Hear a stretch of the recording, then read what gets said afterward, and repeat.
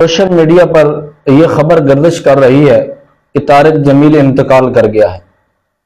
اور جن لوگوں نے یہ پوسٹیں لگائی ہیں اور جن لوگوں نے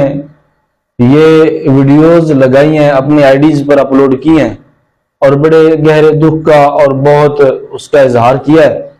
میں ان تمام لوگوں کی سوچ کو 21 توپوں کی سلامی پیش کرتا ہوں۔ میرے بھائیوں، تھوڑا سوچ سمجھ کر، آپ میں اتنی بھی عقل نہیں ہے، اتنی سی بھی آپ میں سینس نہیں ہے، آپ نے پڑھ لکھ کر کام پتہ نہیں کر دیا ہے۔ یہ ایک چھوٹا ایکٹر تھا، وہ کوئی ایکٹر تھا یا کوئی اینکر پرسن تھا، طارق جمیل، جو انتقال کر گیا ہے۔ منسوب کر دیا ہے کہ جناب طارق جمیل انتقال کر گئے ہیں، جنہوں نے ان کے ساتھ منسوب کیا کہ یہ انتقال کر گئے، میں ان کی سوچ پر حیران ہوں کہ آپ نے یہ سوچ کیسے لیا ہے کہ ایسے بابرکت، ایسے نیک اور مغفرت والے مہینے میں جناب کا انتقال ہوگا۔